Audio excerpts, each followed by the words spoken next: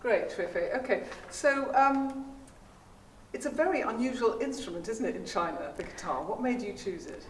Well, yes and no. I mean, the classical guitar is probably more a niche instrument, but if you talk about guitar in general terms, I think guitar is probably the most popular instrument everywhere, including China. So, but of course, if you mention classical guitar, then it's kind of quite niche. So when I was young, I didn't even know what a guitar was.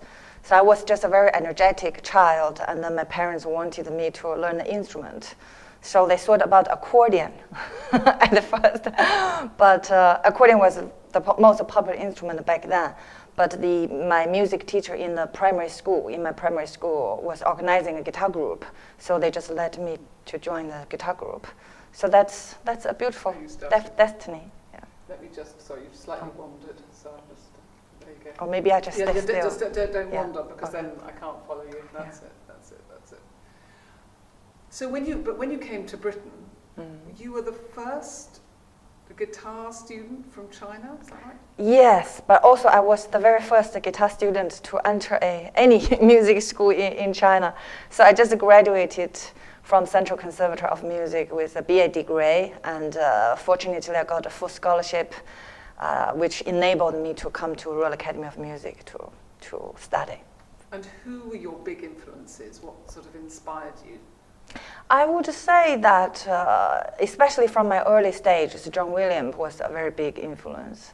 Especially, I had the honor to meet him, and that was a quite important moment for me. When I was stepping into my adulthood, I started to have lots of confusions about my music studies and the future, my career. And then I met John Williams. He gave a concert in Beijing, and I played in a masterclass for him, and he gave me lots of encouragement. So that was very important in my career. So you felt from that moment you could be a professional guitarist? Yes, it's like lighting a fire in a dark night. What was the reaction of people in China when you said you wanted to be a professional guitarist? My parents were not happy because I guess before me there wasn't any professional guitarists, so nobody has taken this path. So now looking back, I kind of quite understand my parents were concerned and worried. They wanted me to go to a good school and a good university and have a stable job, but as a guitarist, they think it's very unstable, and then they couldn't see the future back then. And I was very young, so I didn't think that much. I just thought that I was passionate about being a musician, and maybe I was a bit. Maybe I had this rebellion character. Also, you don't want me to be a musician.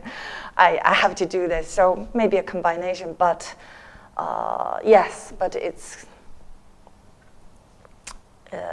My parents were not very supportive for me to take this professional path. But in the end, they give in. And now you're one of the top guitarists. Yes. In the world. Yes. Well, you say that. Yeah. Let's just be clear here. And now you are one of the top classical guitarists in the world. Well, I'm very lucky to have a career that's beyond my dream, really. I never thought about. I had never imagined that I could have an international career like what I am having now. So I'm very fortunate. And can you talk us through the pieces you were playing, the solo pieces? Yeah.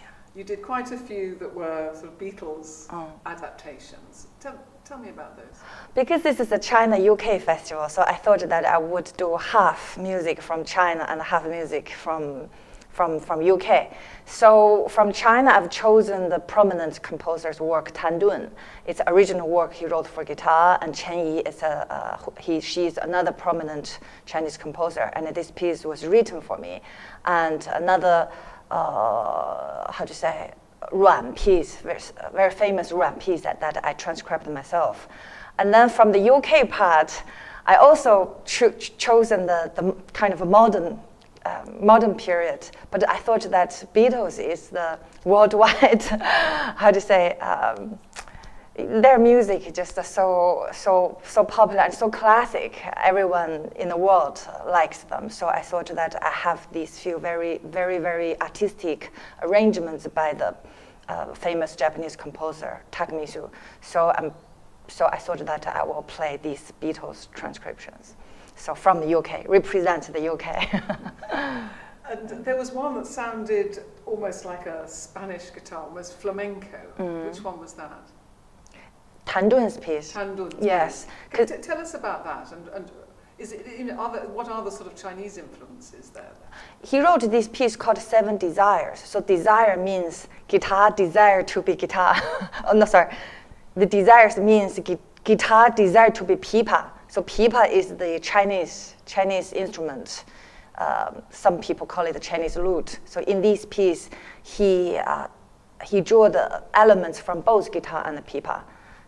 And he's inspired from the flamenco guitar, and he used some of the inspirations from the pipa music, and it's these two characters joined together. And they are like a mini drama. So I've chosen a few. They're representative of both instruments and both characters to play for this occasion. To play, clearly.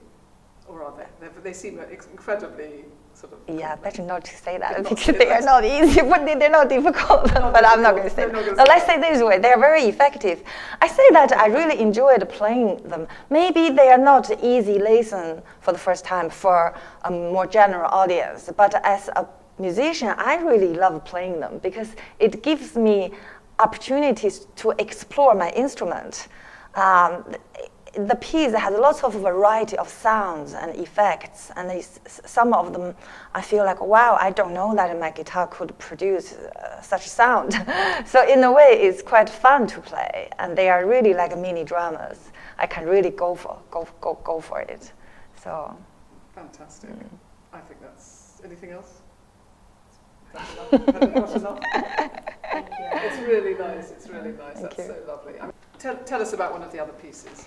So Shuochang is quite special for me because it was written by a famous Chinese female composer, Chen Yi, and this piece was commissioned by the Wigmore Hall in London. So Shuochang in Chinese means speaking and singing. So Chen Yi used the inspiration comes from a Chinese folkloric term called Shuochang. So it's basically a monodrama. So one person telling a story by speaking and singing and playing drums as interlude, and sometimes accompanied by a small instrumental ensemble. So in this piece, I'm doing everything on my own, all the roles. So it's quite fascinating. So and it was written for me. Fantastic. Yeah. So keep